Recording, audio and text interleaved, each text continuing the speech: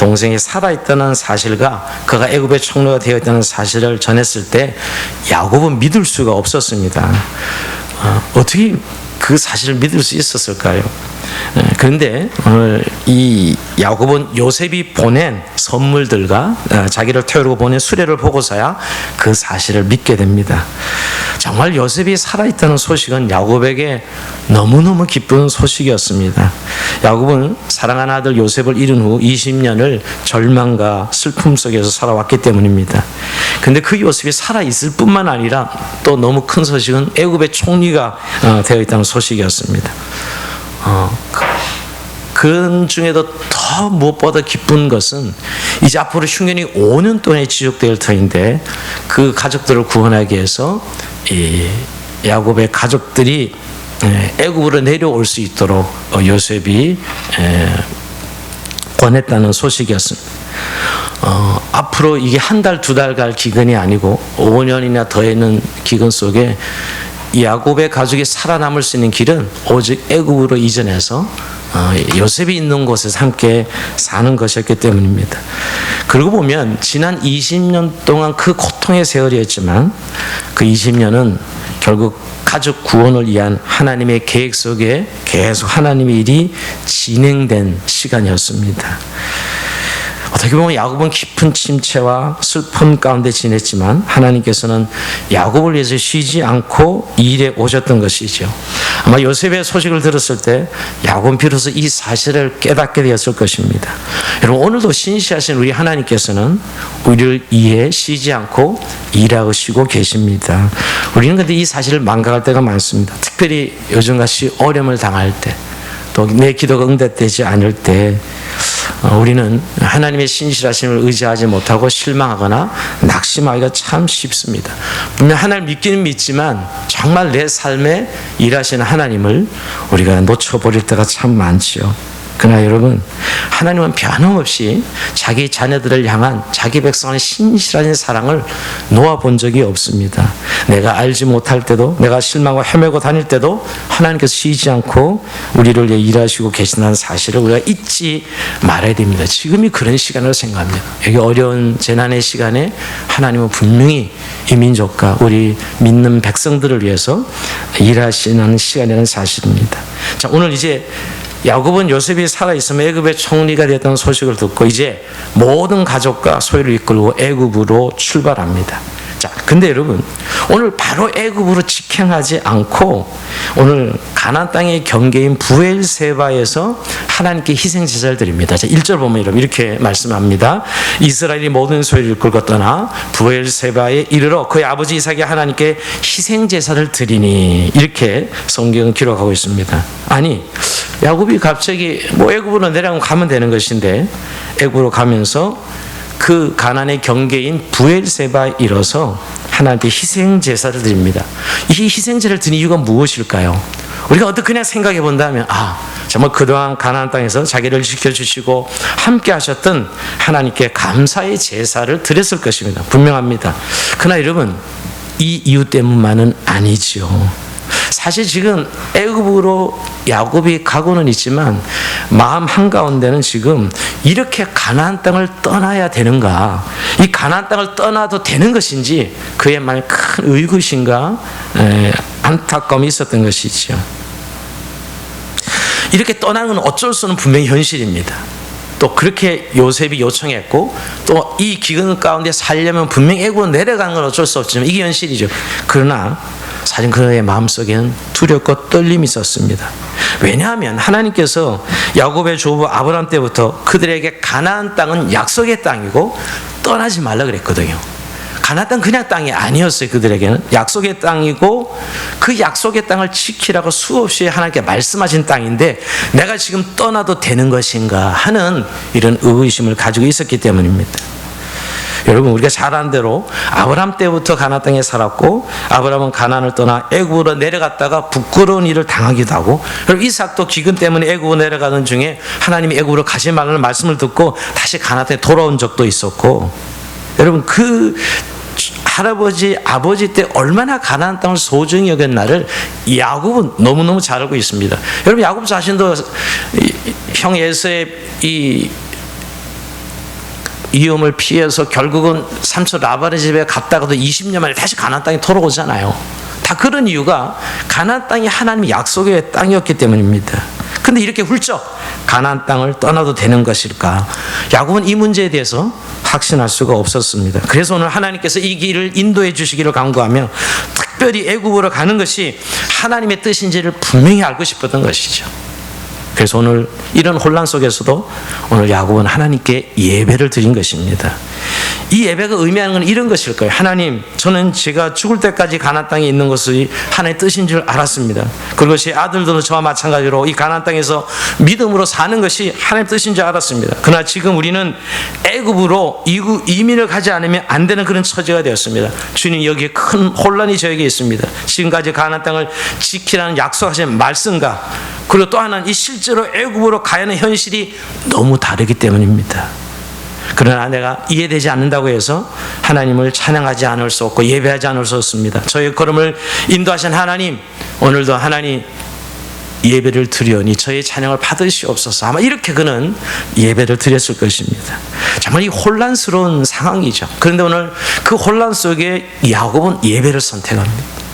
참 야곱의 신앙이 옛날과 다른 모습인 걸 금방 알 수가 있어요. 참 성숙된 모습이 있지요. 우리가 사실 혼란할 때 예배 잘 못 드립니다.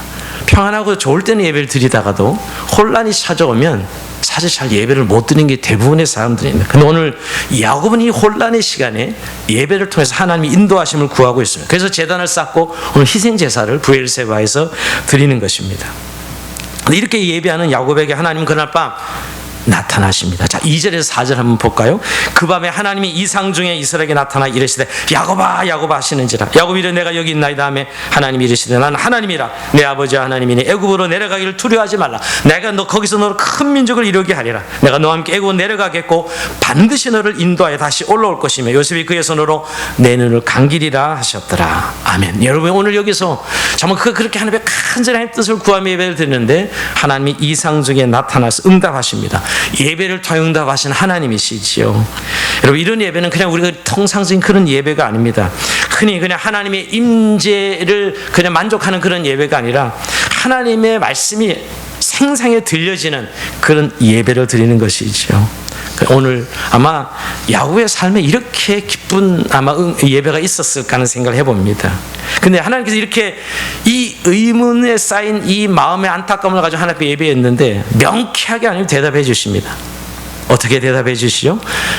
네가 애굽에 내려가는 것은 결코 하나님 뜻에 대한 불순종이나 영적인 패배가 아니라는 것입니다. 그가 애굽에 내려가는 것은 이제 한마디로 가나안 시대가 끝났다.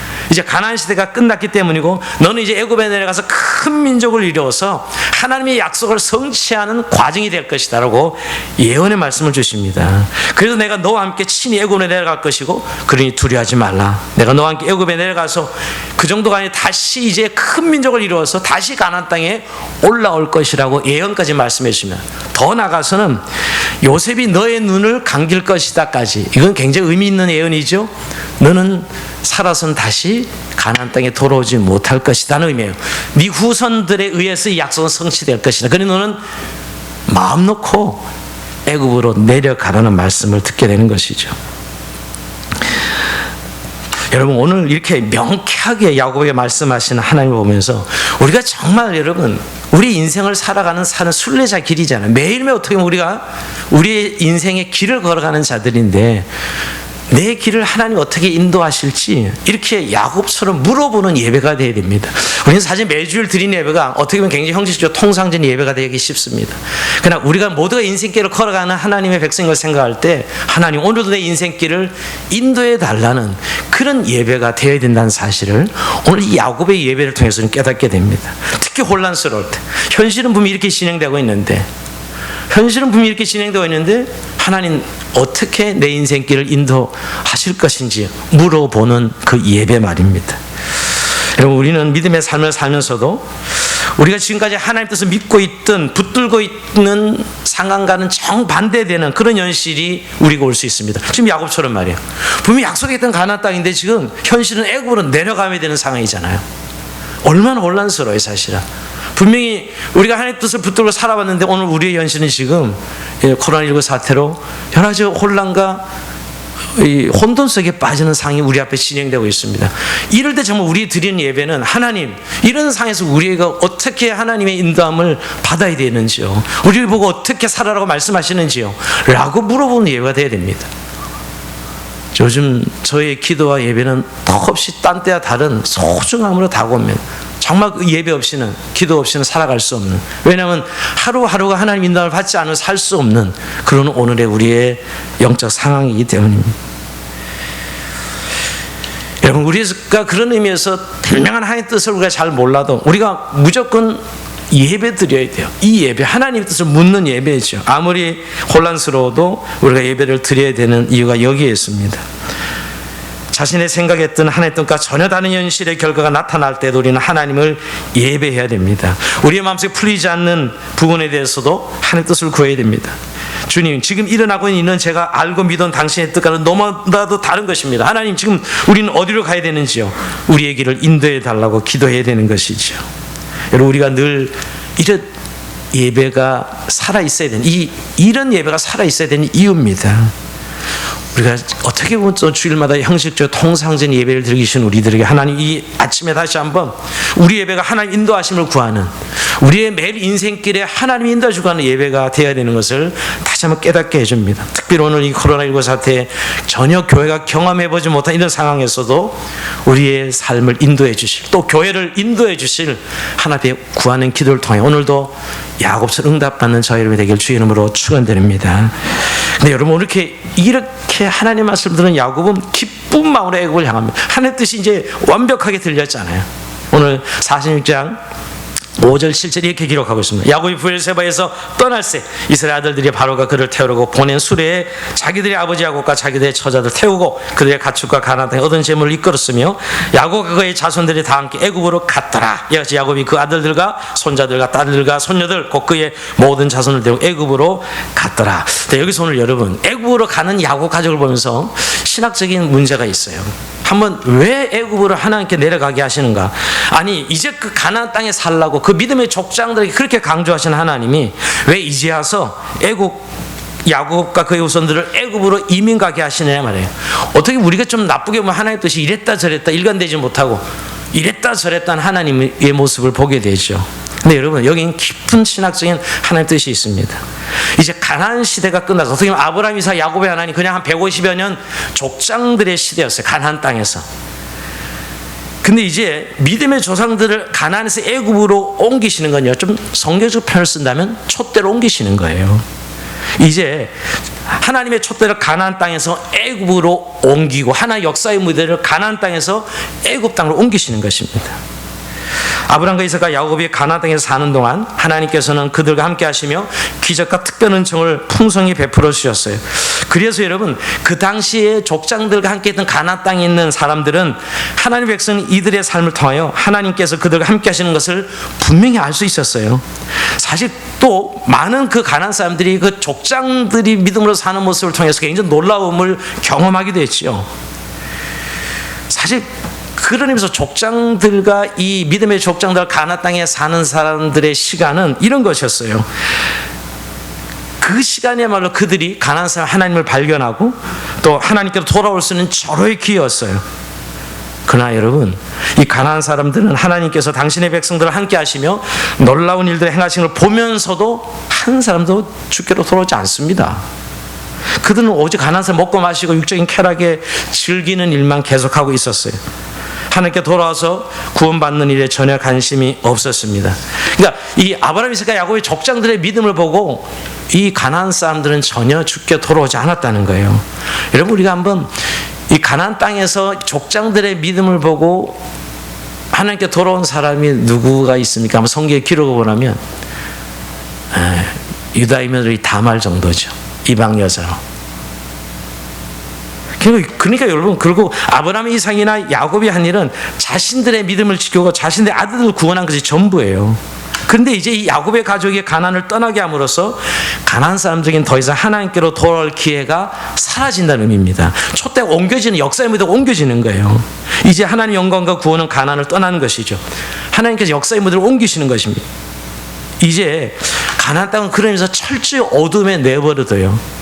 여러분 이게 어떻게 돼요? 이제 350년이 지나고 다시 이스라엘 백성들이 가나안 땅에 돌아올 때는 가나안은 뭐예요? 심판의 대상이 됩니다. 하나님의 영광이 떠나고 다시 여호수아에서 보면 이들이 가나안 땅에 돌아와서 여러분 가나안 정복을 할 때 가나안 사람들은 뭐에 대해 멸망의 대상이죠. 심판의 대상이 됩니다. 그러니까 여러분 지금 야곱과 그의 가족들이 애굽으로 떠나는 것은 이제 가나안 사람들이 구원받을 가능성이 사라지고 모든 희망이 사라져 버린다는 거예요. 즉 하나님이 촛대를 옮기는 것입니다. 여러분 교회사에 이런 일들이 2000년 내내 있었습니다. 복음의 강체가 가장 환하게 비추었던 것인데 얼마 지나지 않아서 촛대가 다른 곳으로 옮겨짐으로 역사의 무대에서 영원히 사라지는 그런 시대, 그런 장소들이 얼마나 많냐고요. 항상 부흥이 아닙니다. 항상 기회가 있는 것이 아닙니다. 한때 하나님의 영광이 충만했지만 이제는 그 하나님의 영광이 떠난 것이 얼마나 많아요. 여러분 요한계시록 보면 요한계시록 2장에 에베소 교회를 향하여 첫사랑을 회복하라 그러시면서 너희가 회복하지 않으면 너희 촛대를 내고 옮기겠다 그럽니다. 여러분 그 말씀 예언대로 여러분 에베소 교회는 한때 엄청난 부흥을 경험했지만 이제는 더 이상 역사의 중심에 서 있지 않습니다. 오히려 이교도들의 땅이 되고 무슬림의 땅이 되었고요. 그저 성지순례의 장소가 되는 것이 지금의 에베소입니다. 지금 우리가 살고 있는 시대도 여러분 하나님 앞에 영광스럽게 쓰임받다가 촛대가 옮겨지는 그런 교회, 그런 시대, 그런 장소를 봅니다. 참 왜 하나님이 이 결국 촛대를 옮겨갈까를 생각해 보면 결국 더 이상 그곳에 사는 사람들이 하나님께 관심을 가지지 않습니다.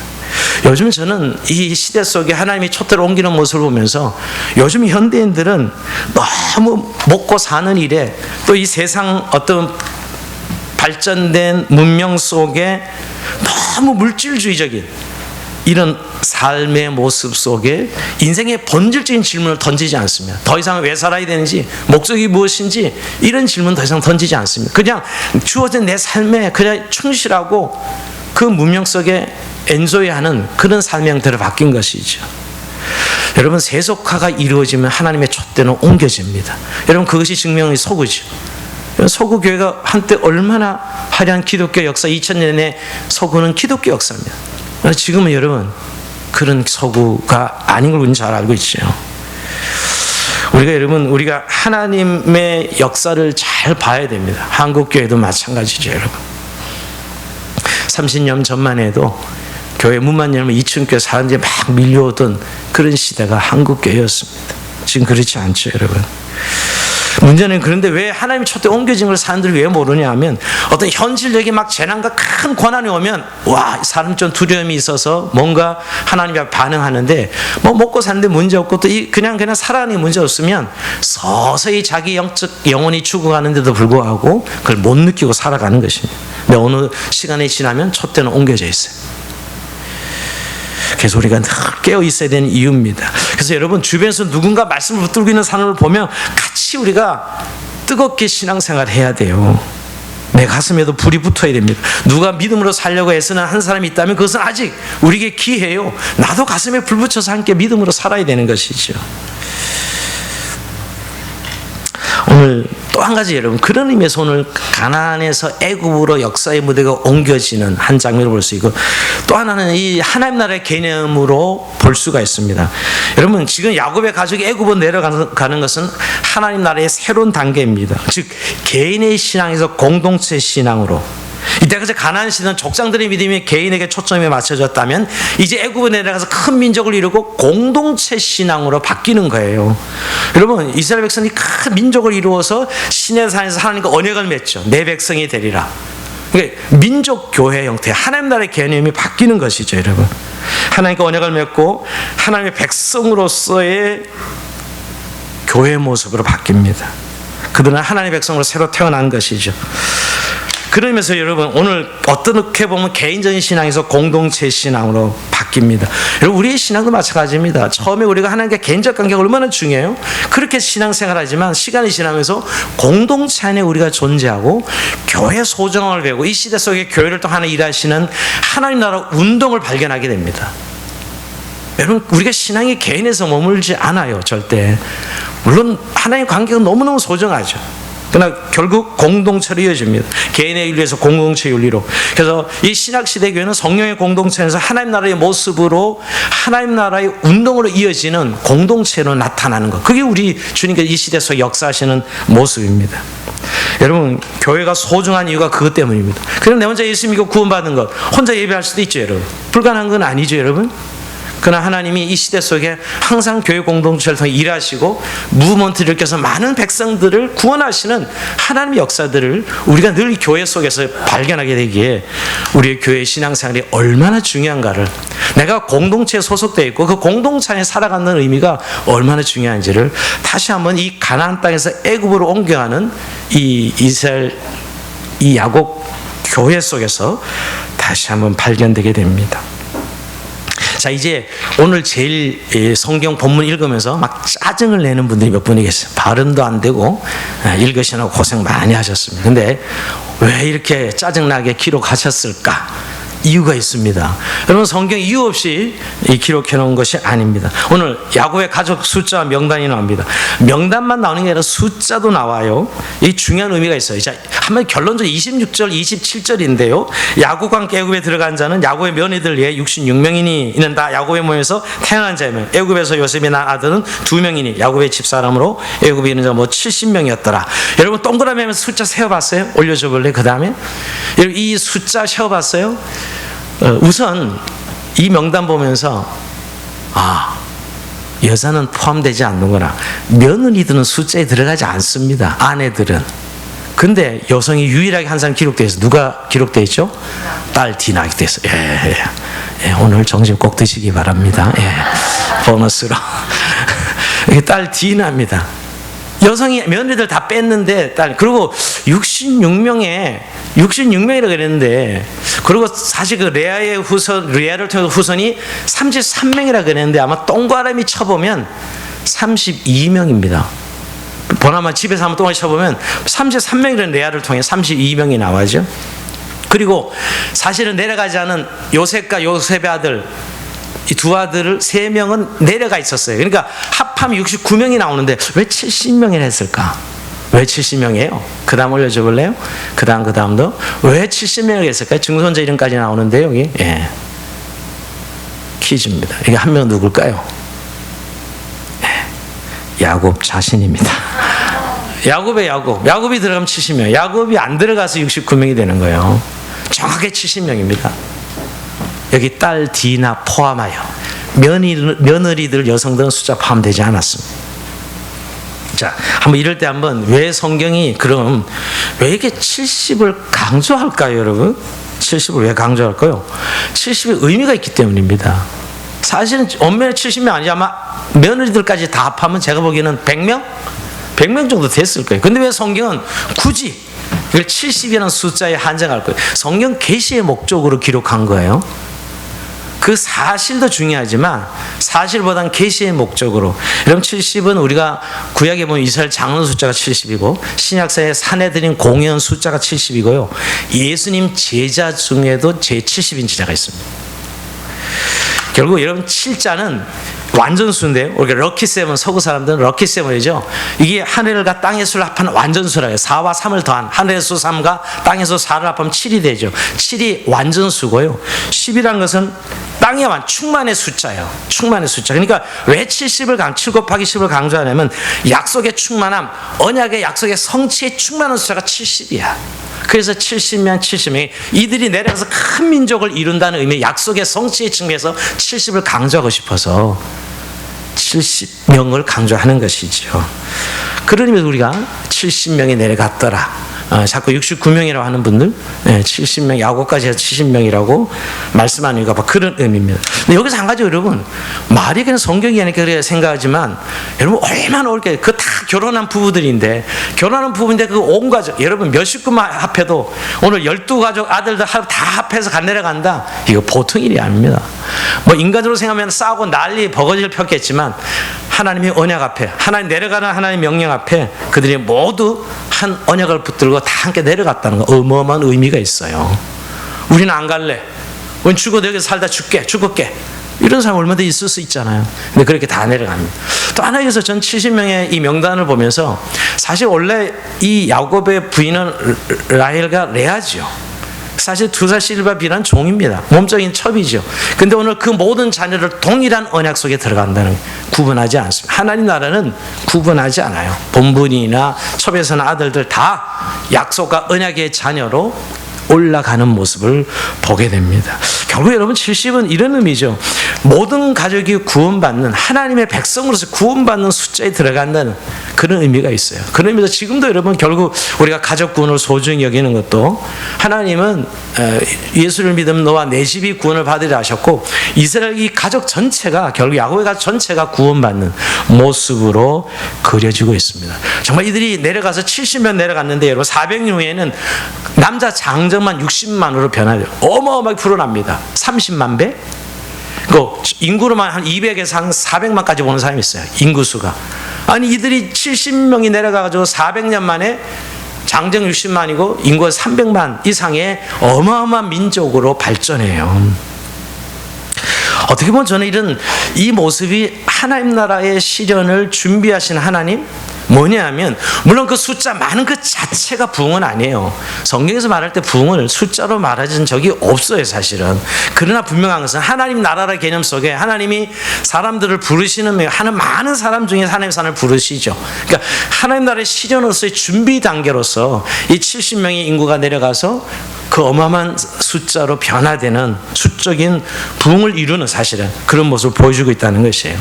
이게 어떤 민족 교회를 통한 하나님 나라의 실현이죠. 하나님 언약의 백성을 만드시는. 그래서 여러분 이제 이스라엘 민족이 시작되고 구약 교회가 시작되는데 이 족장들의 시대를 통해서 이어가는 것이죠. 근데 여러분 결국 숫자 자체가 하나님 나라는 아니란 말씀을 드립니다. 진정한 부흥은 숫자만 들어가는 것이 아니라 그들이 하나님 말씀을 들어서 하나님과 바른 관계로 돌아오는 것, 이게 하나님 나라의 부흥이죠. 하나님 말씀을 듣고 하나님과의 관계를 바로 맺는 것, 이게 부흥이에요. 성경에서 말하는 부흥은 말이에요. 사실 우리가 교회를 다니고 많은 사람이 기독교 문화에 젖어 살지만 사실 명목상의 신자가 얼마나 많은지 모릅니다. 근데 그 중요한 것은 그들 중에 그렇게 신앙생활로 교회 다니다가 하나님의 말씀이 들리는 날이 있죠. 그럴 때 하나님의 백성 돌아오는 것, 그게 부흥입니다. 그러니까 교회가 계속 복음을 전해야 되고 교회에서 계속 그리스도의 복음이 전해져야 되는 이유가 바로 이 때문입니다. 근데 참 이상한 저는 요즘 사람이 평안할 때, 평화로울 때, 풍요할 때 하나님의 말씀이 잘 안 들려요. 오히려 고난이 오고 어려움이 올 때 사람들은 인생의 근본적인 질문을 던지는 것 같습니다. 그래서 우리 시대에 어쩔 수 없이 아무리 이렇게 발달돼도 여러분 우리가 이렇게 잘 살게 되는데 고난이 없어졌다고 생각하면 손 들어보세요. 요즘 정말 고난입니다. 살아간다는 자체가. 이렇게 잘 사는데도 불구하고. 여러분 결국은 하나님이 계속 우리가 말씀하고 있다는 거예요. 고난의 시대에 하나님 백성들을 부르시고 계신 것이요. 인생은 그걸로 물질로 떡으로 사는 게 아니고 하나님으로 산다는 사실을 계속해서 결국 외치고 계신 거예요. 하나님은 하나님께 돌아오라고, 영원한 하나님의 생명과 영생을 누리라고 성경은 말씀하고 있는 것이죠.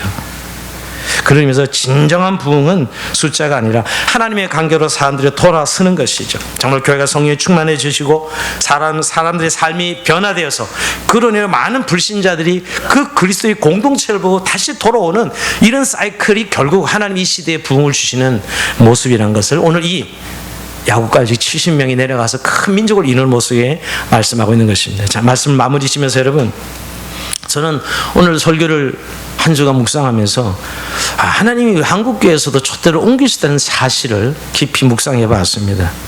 여러분 한국교회가 계속 이렇게 나가려고 생각 큰 오해입니다. 정말 한국교회가 이런 지금 이 잘못된 바로 서지 못한 모습이 반복된다면 얼마든지 촛대는 옮겨질 수 있다는 생각을 하고 있습니다. 그리고 지금 그렇게 이야기하는 사람도 있습니다. 저는 80년대 강해 설교 목이 말랐을 때 두란노에서 데니스 레인 목사님의 강해 설교 세미나를 들은 적이 있습니다. 그 데니스 레인 목사님이 영국 목사님이었습니다. 그분이 그때 80년대 후반이었으니까 그때 막 한국교회 2층 교회가 제일 잘 됩니다. 큰 교회는 오히려 잘 안 될 때고 80년대 후반만 해도 왜냐하면 80년대 후반에 제가 2층 교회 부교육자였거든요. 한 주간에 10명, 20명씩 등록했었습니다. 금요일 철회하면 아마 새벽까지 새벽 5시까지 기도를 했어요. 전혀 자리 뜨지 않고. 그럴 때가 있었다니 한국교회가 여러분. 그때 이게 데니스 린 목사님이 어떤 얘기를 했냐면 여러분들 지금 한국교회가 엄청난 부흥을 이루고 있는데 우리 영국교회도 30년 전만 해도 여러분 한국교회보다 훨씬 더 했다고. 옆집이 다 교회였습니다. 근데 지금 그 옆집 교회가 술집으로 팔려가고 교회 바닥 폐쇄되는 게 비일비재한 오늘의 영국교회 현실입니다. 그런 이야기였어요. 그러니 한국교인들이요, 두려워하시라고. 어떻게 될지 모르는 거예요. 영국이 당신들보다 훨씬 더 부흥을 경험했는데 지금 영국교회는 그렇지 않다. 근데 여러분 지금 제가 데니스레인 설교를 듣은 지 30년이 지났습니다. 80년 후반, 그때가 87년도였으니까요. 지금 30년 지난 오늘 한국교회를 보면 그 말 예언처럼 적중하고 있습니다. 여러분, 우리 가운데 정말 하나님이 이게 계속된 기회가 아니라 얼마든지 오늘 가나안 땅이 계속적인 하나님의 역사의 무대가 될 줄 알았지만 애굽으로 옮겨지듯이 우리 이 땅도 그럴 수 있다는 사실 기억해야 됩니다. 그래서 여러분, 우리가 날마다 하나님 말씀이 들려지는 그런 교회, 또 하나님 말씀이 들을 수 있는 어떤 기회가 얼마나 소중한지를 알아야 됩니다. 여러분, 하나님 말씀이 안 들리면 결국 부흥은 사라져요. 생명력은 사라집니다. 하나님 말씀이 결국 말씀하시는 하나님 말씀이 들릴 때 우리의 생명이 살아나고 우리의 삶의 목적이 바로 잡히고 우리가 진정으로 생명과 은혜와 평강을 누리는 삶이 말씀이 들릴 때요. 하나님은 말씀하시는 하나님이거든요. 말씀으로 세상을 창조하시고 다스리시고 인도하시기 때문입니다. 그래서 누군가 말씀을 듣고 나눌 수 있다면 그건 정말 부흥의 기회입니다. 함께 기도해야 되고 함께 가슴 뜨겁게 나눠야 됩니다. 혼자 신앙에서 머물지 아니하고 우리 오늘 이 야곱 가족이 공동체 신앙으로 바뀌듯이 그렇게 공동체 안에서 하나님과 바른 관계를 맺어서 형제들과 바른 관계를 맺고 은혜를 나누어지는 그런 상황이 된다는 것이죠. 우리에겐 두 가지 가능성이 있습니다. 정말 하나님 촛대가 옮겨질 것인가, 아니면 이 기회가, 이 위기가 부흥의 기회가 될 수 있다는 거예요.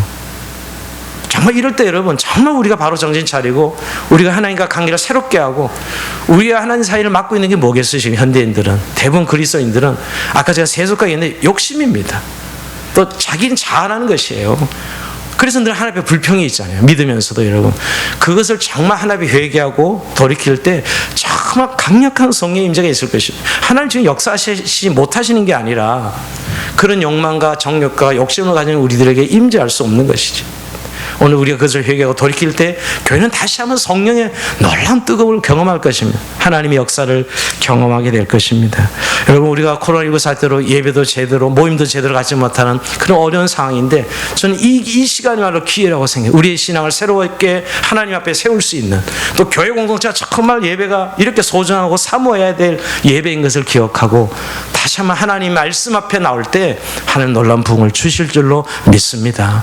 정한교회가 다시 새롭게 거듭나는 시간이 되기를 원하고 한국교회가 이 현실 앞에서 새롭게 하나님 앞에 나가는 시간 되기를 원합니다. 오늘 야곱이 오늘 하나님 다시 구하는 예배를 통해서 명쾌한 응답을 받았듯이 코로나19로 어려운 이 한국교회와 우리의 공동체 가운데 또 개인적인 이 상황 가운데 하나님의 음성을 듣고 다시 새로워지고 또 부흥을 경험하는 저희는 삶이 되길 주의 이름으로 축원드립니다. 우리 말씀 생활 잠시 우리 기도합시다. 하나님, 오늘도 성령을